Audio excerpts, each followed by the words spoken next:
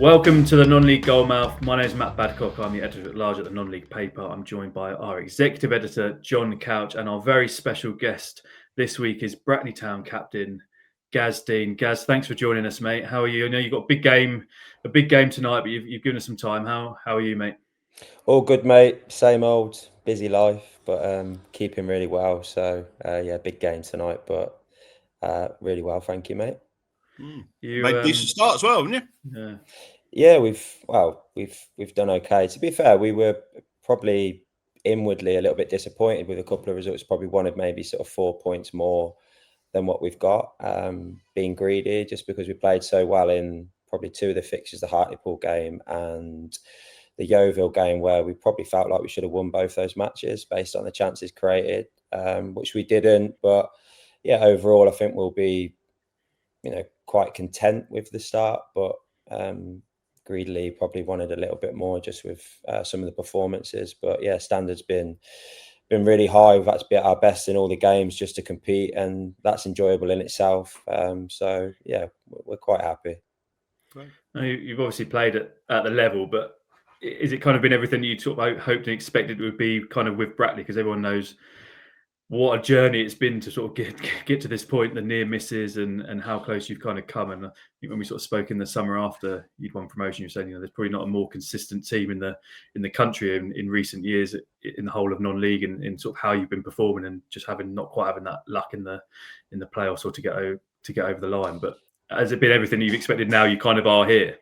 Yeah, I think like naturally when you look at the sort of history of the league, it's difficult for the teams that come up to kind of survive just because of the clubs that are in there now, the infrastructures that are in there, the element of the full time, which, to a degree we kind of try to navigate that in our own unique way. But end of the day, other teams have got a lot more time on the grass than we do. And yeah, it's been challenging. Like I said, for us now, it's very much, I don't mean this in kind of an arrogant way, but at times in the Conference North, you might be able to get away with not being at your complete best and still getting results, where this league, you need to be at your absolute best 100% of the time in order to get results. And that's something that the group has had to understand. I think that's probably why the gaffer signed probably more leaders throughout the summer than he did in previous years. And yeah, the group's really strong. It's we've recruited well, and we're enjoying ourselves at the moment. Just going back to those playoffs. I mean, I think it was 8 years. Was it 8 years running, or 7 or 8 years running? I mean, obviously you had a fair few knocks there, but I mean, how did you keep motivated? How did you keep the new group mates motivated as well? Because you had to sort of go again, didn't you? Many times, a couple of new managers come in, but you, as Matt said, you were consistent throughout. How did you keep that motivation going throughout the group? I think it sort of stems through the club, I suppose. Like on a personal level, you go and have your, and this is being brutally honest, you probably go and have your sort of 2 weeks where you feel like your world's collapsed, and because you've put everything into that season and you've failed to achieve what you wanted again, and then just sort of like in a little something within you starts to bubble again as you start to get closer to pre-season, and you get that sort of kick within yourself to say, right, I need to come back bigger, stronger, work harder in the gym and my off season, and that's me as a on a personal level. And I know there's a lot of boys who will have that kind of same logic, that same mentality that I have, but equally it's the club as well. It'd be very easy for the owner of the club to get frustrated when he's investing his money and to say, I could do without this. He hasn't. He's continued to kind of back the manager, and which is important. And equally, we've lost really good players over the years as well. So the recruitment side of it, we've probably lost during my time at Brackley. You're talking about a minimum of 2 players each summer that are kind of your big hitters, like your big performers throughout the course of that season. We look at Connor Hall obviously goes as my centre half partner. We lost Matt Lowe and Lee Enlove in one summer, who were paramount to the way we played. We lost Ethan Coleman to a league club. So these players that we sort of nurtured and loved and stuff, we lost them, and we had to kind of find ready-made replacements to compete at the top of the division again, which is tricky in itself. So yeah, I think that just shows that the club's ran in a really good way. They're very, meticulous in the way that they do things and operate through the summer months. And we've got a fantastic manager now. We've had fantastic managers in the past, and just breed success, in my opinion, that you've got everyone kind of singing off the same hymn sheet, which you need. When you look at other clubs, there's a lot of turmoil and a lot of probably things where people won't be particularly happy with what's happening next to them. And I think Brackley's never been like that since I've been at the club. It seems like everyone's sort of rowing in the same direction, which I think is really important. And that, like I said, just means we keep coming back. And I'm a big believer in, if you keep trying, it might take you a little bit longer than you anticipated, but at some point you will achieve what you want to achieve. And thankfully we did that last year. Is that why last year felt sort of so special, because of all that context around it? Wasn't, I know you've had promotions in the past, and this was, I know how much it meant to you, but to kind of get over that line with everything that you sort of been through must have sort of added something a little bit to it, kind of thing. 100%. I'm quite honest and transparent. If I'd have finished my football career without getting promoted from that level of football with Brackley, for me, that's a failure. I wouldn't have been happy with my career. I wouldn't have been happy with, the kind of, the red crosses each year next to those fixtures in the playoffs. So to go and achieve it is obviously, really pleasing and stuff like that. And it's taken me a lot longer than what I wanted, but can't be taken away from you now. So yeah, it did make it extra special. There's an emotional side to it as well, because like I said, the disappointment, you do start to question yourself to say, am I the right person to be leading the group? Is it something that I've done? But I've always backed myself as a captain. I think I'm an important person within the change room and the club. And yeah, obviously buzzing to get over the line in the end, mate. It's got that extra sort of sprinkle of magic to it, just because you've had to suffer so much to actually get there. So yeah, it did make it feel extra special. Just looking back on your career, I mean, it's one thing to play 350 plus games for one club. You actually done it for two, which is sort of unheard of. I mean, you are really the archetypal loyal footballer, aren't you? You obviously don't like moving much. No, and again, if you look at non-league, it's something that I wouldn't say it's a bugbear of mine, but I think, if you want to go and chase money in non-league nowadays, there's always a club that are going to splash money around, who are going to offer people who've maybe their name carries a little bit of weight, and they're going to go chuck money at you. And that's something that I've never gone and chased. I could have done, is the honest answer, and it's something that I've never really been interested in. And I've never answered a phone call in 10 years of being at Brackley, and that's the honest truth. I've never. I've been arguably one of the first people to sign every single summer, because I think it's important for the rest of the group to see that kind of continuity. And in non-league football now, some people will go and sign for money, but I look back at their careers and go, where's your legacy? What have you actually achieved? You might have a little bit of extra money in your bank account at the end of the year. Is it going to be life-changing at the end of your career? Probably not. But in the grand scheme of things, I would rather have legacy. I'd rather have kind of be able to share with my family in future years about what I've achieved, than going to chase an extra few quid here and there, which some footballers do, I'm afraid, mate. And like I said, it's a bit of a bugbear of mine, because if you do that, I just think, what are you actually playing football for? Is if it's just purely money and that's your motivation, then the recipe for that tends to be that they're not actually that successful in the end. And see that all over the country, really. So it is what it is. It's not something that I'm interested in. So yeah. Where's that FA Trophy fit into that sort of legacy? Because that was some achievement. I think I might have said to you before, I pretty much had my match report written, ready to go online on the whistle with Bromley as winners. I turned to someone in the colleague next to me and said, this is definitely the first time that Bromley have won the trophy, isn't it? Before I was about to hit send, and then you popped up, and a lot was happening in that sort of 6-yard area, wasn't it? But you sort of you got the ball over the line to force it into extra time, and yeah, it was an incredible sort of day, wasn't it?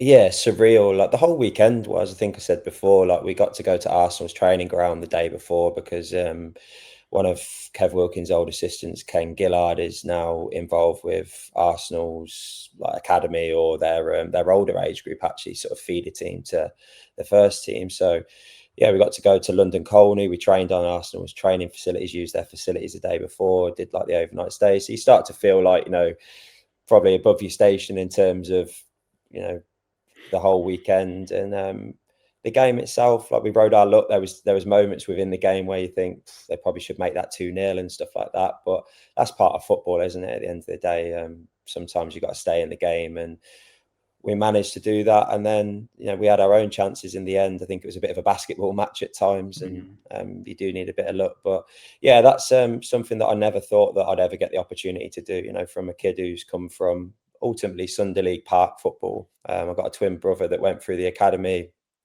at Leicester, which was very intense. And going over to Leicester 3-4 times a week in the evenings after your schooling and stuff like that. It was a very intense kind of upbringing for him.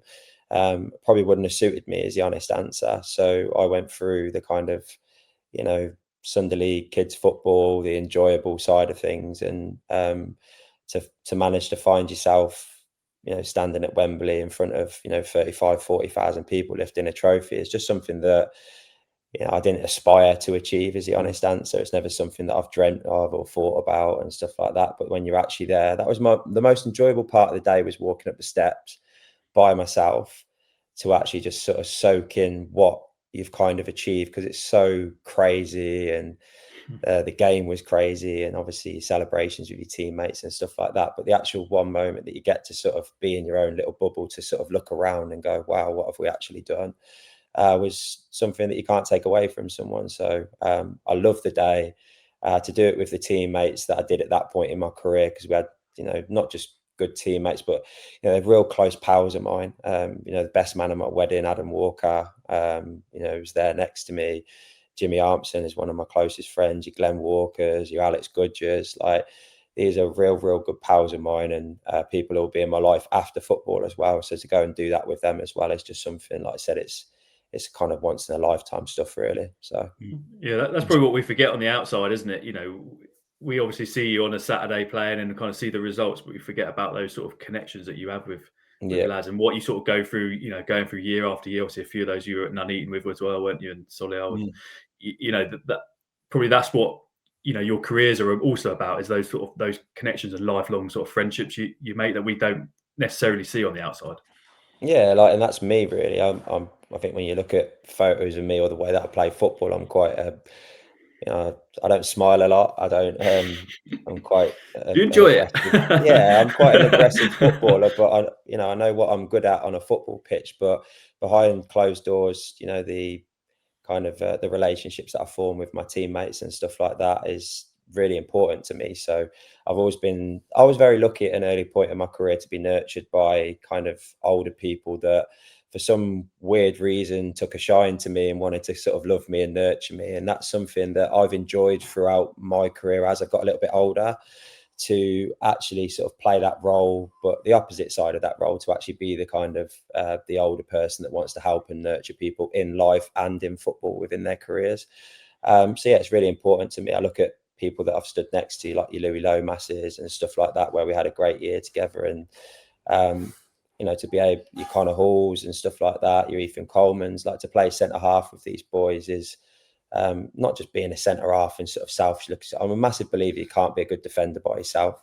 You need to have that partnership, that relationship. And if you talk about the top level partnerships in the defensive world, you're usually talking about two people, not just individuals. So yeah, a big part of my career is I've been very fortunate to play with some really, really good footballers, which at times has probably made me look better than I am. But equally, I've always wanted to sort of help, in life as well. If people have got struggles or they want to chat and stuff like that, I've always been very approachable and always wanted to do that side of football as well. Glad you mentioned that, actually, because that was one of the questions I wanted to ask you. I mean, there was a time not too long ago where you were actually the boss man, weren't you, at St James's Park? Is that something that that you'd like to maybe explore again in the future? And what did you learn from that sort of, and then continuing your playing career?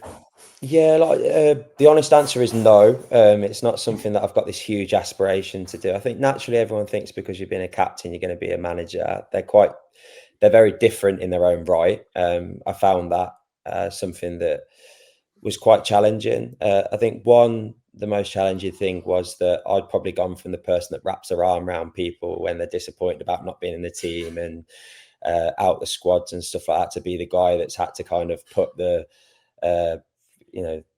drag people out of a changing room and have those sort of like not awkward conversations, but have those conversations and justify your sort of decision making and stuff like that. I'll never forget, I left Jordan Richards out of a squad against Gloucester in the playoffs, and I just thought he's never going to talk to me ever again, this lad. And I love Jordan Richards. I love him as a person, and I love him as a football player. He's kind of a dog of a midfielder that's got quality as well, and he's everything as a centre half that you want in front of you. And I had my own reasoning for not playing him in that first game, and then he ended up starting in the playoff semi-final for me against Chester because I'd done my week of work and thought it was appropriate for him to come back in for that particular fixture. And all I was throughout that time was honest. I tried to because I've been a football player, I know that football players would rather someone say, this is why I'm doing it and this is the reason. They might not agree with it, but they appreciate the honesty. I think when you start to pull the wool over people's eye and you start to waffle and talk for the sake of talking, that people start to then read between the lines and say that you're quite fake and false and stuff like that. So I just tried to be honest, tried to be myself throughout that thing, and I enjoyed certain parts of it and I hated certain parts of it, is the honest answer. I love the game strategy stuff. I loved being able to sort of watch games back and try to create a plan for the week. I'm not a massive person that wants to stand there and coach people, is the honest answer, on a training ground. It's not something that is a big kind of burning desire of mine, which I think is a unique kind of skill set in its own right. I love to motivate, so I love the kind of pre-game speeches and the talking and standing in front of the group and trying to rally the troops before games. Love that side of it. But yeah, I don't know. It's not something that like I said to you at the start of this, when I give up football, I'll probably spend some time on the golf course initially. And, I think that's when you, spend time with family. I think once you sort of step away from football, you won't know whether it's something you want to go and throw yourself back into in the future until you kind of take that little bit of breathing space, I suppose. So right here, right now, it's not something that I want to do. I'd love to do something in between, like a bit of a director of football type role within kind of the business side of the club and that kind of bridge to the management side. I'd love to do something like that, but yeah, not a football manager right here, right now. Well, maybe we should take you back to the start, because it was 800 games, 800th senior appearance on Saturday against Solihull, which is incredible. Makes me feel old, because I feel like I've been talking to you since you were at I have been chatting to you since you were at Nuneaton. I obviously came away with you with England C and kind of almost like followed your whole career, and now it sort of seems strange that you're getting to these kind of points. Talking around for Sunday dinner, mate. I know exactly.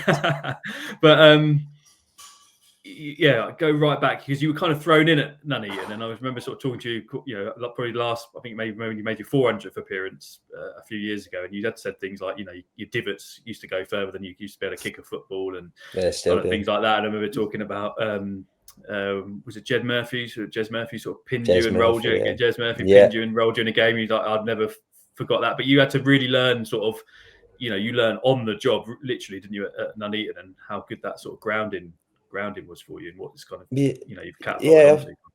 I think it was the best thing that I ever did, and I am very fortunate because the club got liquidated, which we had a successful youth team at the time, and the club probably didn't have the resources to be able to go and recruit maybe the players that they wanted, and I think they sort of took a leap of faith and signed sort of 4 or 5 of the youth team boys. And even then, I didn't start the season. I didn't play my first game until I think late September, sort of early October time, and replaced the club legend that was Neil Moore. he was travelling from Liverpool at step 4 of non-league. So, you know, whether he was going to commit to that long term was a thing. So, you know, Kev Wilkin decided to chuck me in, and I learned a lot of harsh lessons during that season. But I had an unbelievable mentor that first year in Guy Hadland. He was so... I learned the dark arts at the age of 17, 18 from him, which I don't think many 17, 18-year-old centre-halves get to I remember watching him, experience. And he was unbelievable, because he wasn't the tallest centre-half, but he was obviously a big kind of grizzly bear frame and a very powerful, burly man in his frame, and the way that he defended was very up close and personal, I would say. And that's something that I like to do now. And yeah, I was the sort of pace alongside him, but equally he taught me all the dark arts at the age of 17, 18, which I think is so important, because you're vulnerable at that age. Obviously, the team that you're playing against are going to look at you and go, well, he looks like a baby. We're going to go and rain balls on him. We're going to go and do this. We're going to go and target him and stuff. And I knew that within myself.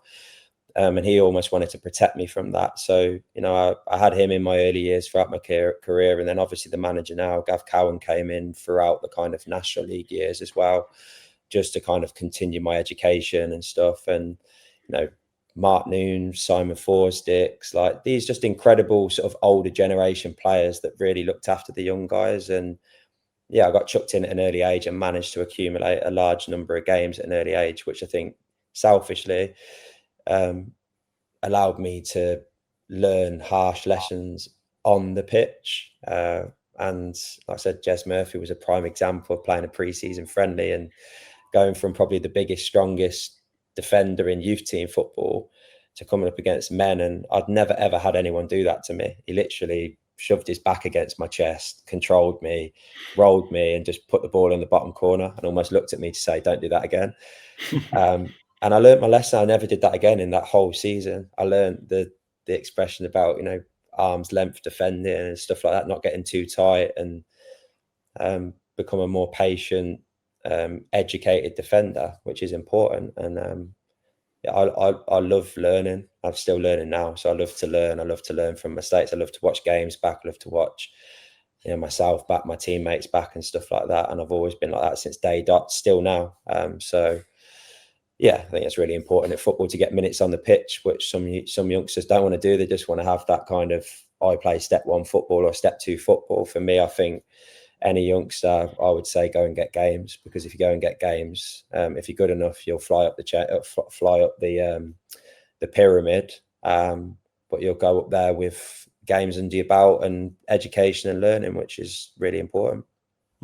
Just sticking with Nuneaton, obviously famous old club. I know you still got sort of connections with the club. They've been through some tough times, and they had to drop down to step 6, but flying high at the moment at the top of their step 5 division. They're on the way back. You must be delighted to see them playing the way they are at the moment. Yeah, you know, my affiliation with Nuneaton, it's a working class town. You know, I love my time at Nuneaton. I was absolutely devastated and heartbroken to have to leave Nuneaton, as the honest answer, because of my loyalty and the way that I am. But obviously, Akko's an old teammate of mine as well, so I'm glad to see him and Russell doing a fantastic job there. And the club deserves that. The people deserve that. It's always just been a club which just seems to have chaos around the corner for whatever reason, and different people have tried to run it. Managers, owners, obviously all the stuff to do with the ownership of the ground and getting locked out and all that stuff. And you still got the same fans there that, you know, love their football club. And it's a fantastic football club. It's a fantastic town. Like I said, it's a working class town, and the football club is at the heart of the community in towns like that. And you know, I grew up watching the club. I used to go to all the summer camps and stuff like that. So I know how important it is for the younger generation as fans as well. So yeah, really happy that they're going like they are. And I know Stuart Elliott well. You know, he's been a huge sponsor to the football club and invested a lot of money of his own out of his business over the years. So to see him kind of taking the running of the club from a day-to-day basis, I think he's a he's a real good guy, and that's what the club needs at this moment. So I think that'll lead them to more success in the future, hopefully. Yeah. How's non-league football sort of changed in your years and your playing time? I'm sort of thinking kind of like on the pitch as well. You know, like different systems that people kind of play now. Has it changed much? Are people playing more football? How do you sort of see it sort of on the ground as such? I think the standard is definitely getting better. I think it's becoming more professional. Like, you look at the resources available now, even GPS trackers, and everyone's got multiple analysis. Sort of people doing the analysis. You're getting all your scout reports and stuff like that. And when I first started, it literally was turn up, run around, run harder than him, and hopefully we win the game. There was no kind of team meetings and video analysis and individual analysis and how much high-speed running you've done and how much kilometers and load you've done this week and what your volumes are and all this sort of stuff. It was very unscientific.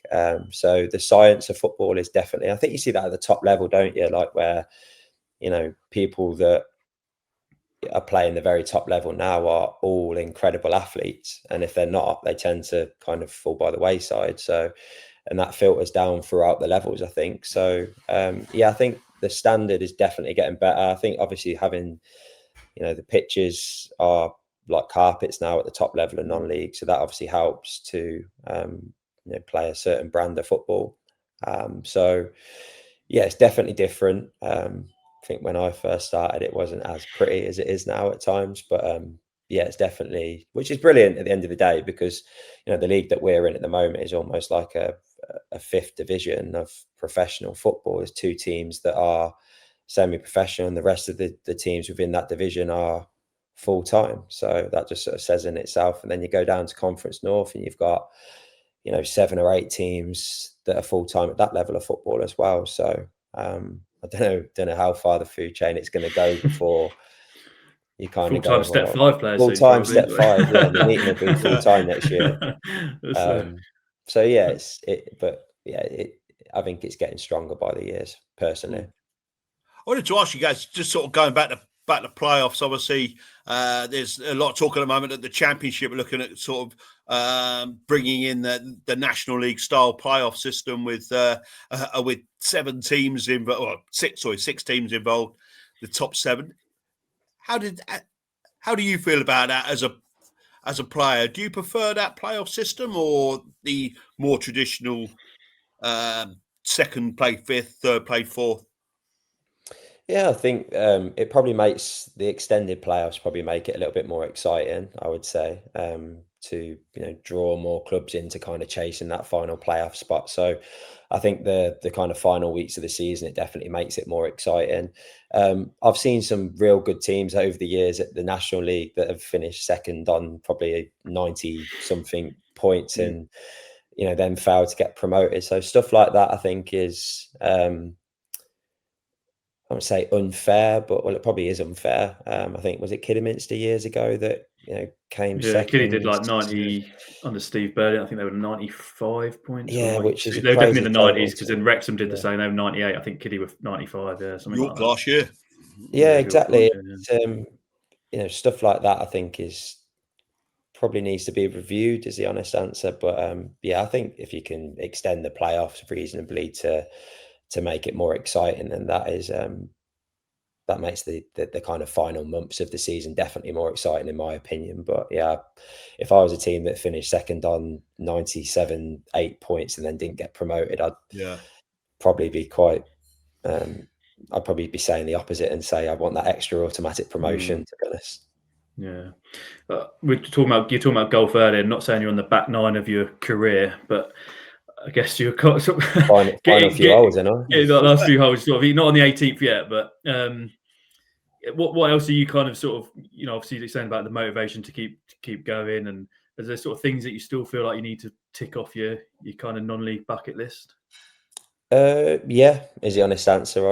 I've never been someone that probably sets out huge kind of, I want to do this, I want to do that, I want to do this. Like, for me, it's when I say about legacy for me is I want as many medals and trophies in my cabinet as I possibly can. I want to win as many football matches as I possibly can. I want to keep as many clean sheets in my career as I possibly can. Like, if I can break records along the way and do stuff like that, one of my good pals, Glenn Walker's obviously the all-time record appearance holder at Brackley, where I think I'm less than 20 away from that now, which is something that I'd love to be able to go and achieve. And like you said, when I've played 335 games at Nuneaton, to go and get close to 450 at Brackley is an achievement in itself. So yeah, but mainly for me, mate, I just want to win football matches, and I want to test myself. Like in the summer this year, I went and worked even harder because I'm 35, I'll be 36 in January, and physically I feel incredible still, but naturally you come to this level of football and you go, well, what do I need to do to be able to compete week in, week out at this level of football, and what changes do I need to make to better myself? And I feel like I've done that in the summer, and I'll continue to do that. So I'll know within myself when I want to give up football, because I always said to myself, I'll never be a football player that goes and drags a year out for money. I will never, ever do that to myself. The moment that I look around my group and I can see in the whites of my teammates' eyes and look him in the eye and say, I'm letting you down, or I'm pulling people into places to protect me, is a day that I will never allow myself to be that football player, which too many players do for an extra year or two of money. They go and, in my opinion, destroy their name because you remember them for what they finished as, not what they were before. I want to finish at the kind of peaks of my power. I want to be remembered for the player that I have been throughout my career, not someone that dragged an extra year out of football, which I'll just never allow myself to do. Is that the motivation, like you say, to kind of keep being as the best you can be? Obviously, like you're saying you're part time, you're in a almost completely full time league, other than yourselves and Tamworth, isn't it? Does that mean is that what's sort of driving you? I know obviously we can hear a little one in the background as well. You had a new arrival recently as well. It's kind of life sort of big life sort of moments as well, but also trying to keep going as long as you can from that point of view. Yeah, like I think I've naturally always challenged myself as a football player. I think that's important, and obviously life events take over, like having a little one and stuff like that. But for me, again, that's another thing that I'm excited, to have a family watching you play football and achieving things. So if anything, that just makes me even more hungry, rather than sort of tapering down in the opposite direction. So I think having that natural hunger is important, and something that I've always enjoyed doing is working in my own time when people aren't looking. So many people now, go on social media, go and look at me, I'm doing this, I'm doing that. I've never been that person. I live a very simple, quiet life, but I work exceptionally hard. And, I go and lock myself in the cold winter months in my garage, working in my home gym, and putting the hours in. And that's something that I've always had to do, because for me, I understand the importance of physicality to my game. It's a huge part of the way that I play football. So if I start to, cut corners or become a little bit loose with that aspect of my life, then that will be reflected on the football pitch. So it's something that I enjoy as well. I enjoy working hard. I enjoy bettering myself. I enjoy trading notes with other people and what they're doing and what they're eating and how they train, and when they got a little bit older, how they adjusted their kind of training regimes and what they did and didn't do and stuff like that. So bit of a geek in that side of things. I like to know everything, and ask questions and be inquisitive, and almost be a bit of a sponge. Even at the age of 35, nearly 36, it's still something that I love to do, and ask questions and be inquisitive and continue to learn.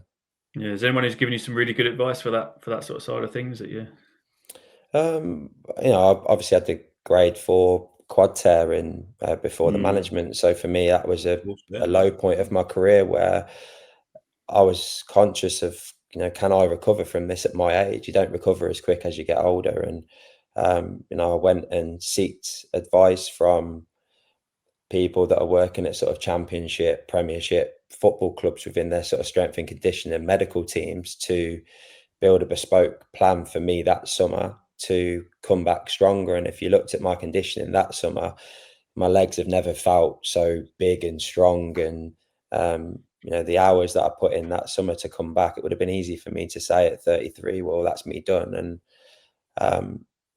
like there's I've been fortunate. Mark Noon again is someone that works at Coventry University in that kind of field, and so I've got good pals that I'm very close to that I can tap into their knowledge and expertise. We're lucky at Brackley with Aaron Lambley as well, who's incredible. So there's loads of people, mate. I've got a kind of plethora of contacts in my phone that I can contact if I'm ever unsure of stuff. But yeah.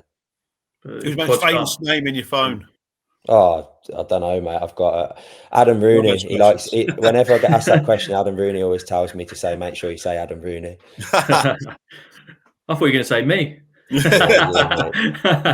I've not saved your number. Joking, mate. Joking.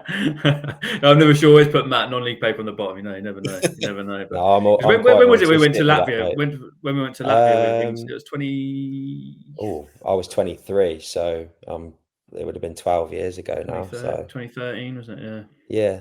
2013. That was a big moment for you as well, wasn't it? Playing for your country and that sort of experience.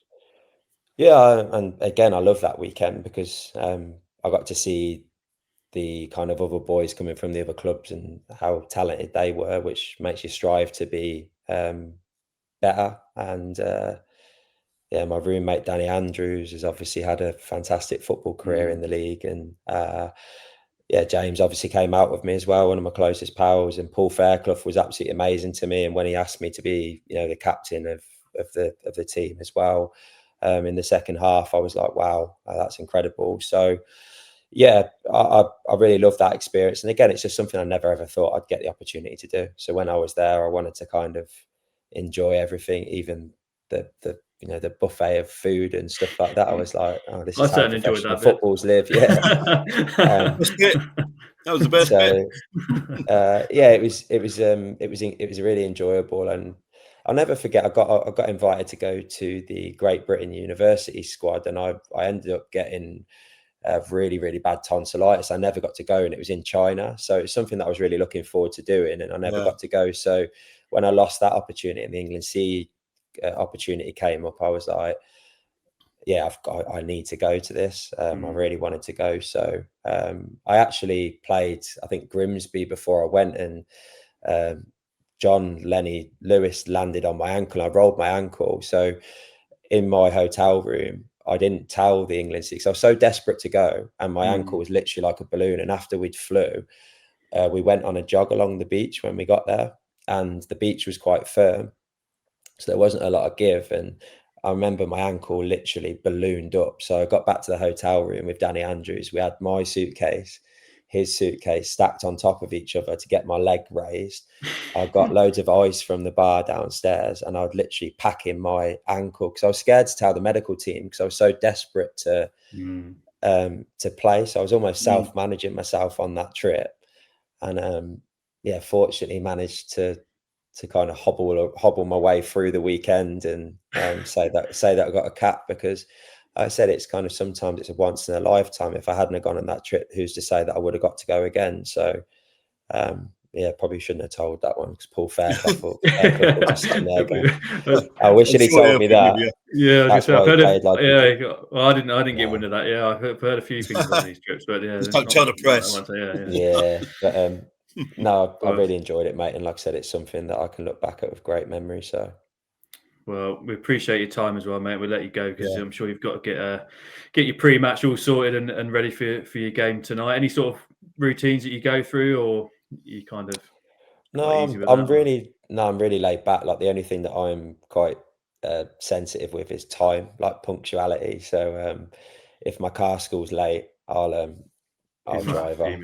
I used to do it with James Armstrong. I used to get James Armstrong to come, but when I was younger and living with my mum and dad, and we used to meet at my house, and if he was late, I used to drive off from my house and leave him on my mum and dad's drive, and he'd have to drive himself. That's how sensitive I used to be with time. So who's in your car school now? I've got Matt Lowe and Zach Brown. So just the three of us. So I Jack lost Brown, he was my at Giddy last year, wasn't he? yeah, great Yeah, lad. yeah. He's incredible. He's done really well for us as well, and he's such a lovely kid as well. Like he's the definition of I've never heard him say a bad word about a single person. So he's sort of tapping into his time at Kidderminster, the management, the players, and all that sort of stuff. And he just gets on with everyone. And he's the same at Brackley. Lads absolutely love him, but he's a funny lad to have in the car school. He just can't sing. He's got the flattest voice I've ever heard in my life. So, but great kid. So yeah, good car school, enjoyable. As long as they're on time, mate, that's all that matters. Yeah, that's it, If they're not, mate, fine. they'll soon know. They'll be left behind. Well, top man, guys, I really appreciate time, and congratulations, mate, on reaching 800 games, and like I say, many more to come, many more achievements to over the coming years as well. But really appreciate time. Thanks everyone for joining us. Please like and subscribe, and leave a nice comment on the bottom of this. We really appreciate it, and we'll catch you again next time. Thanks very much.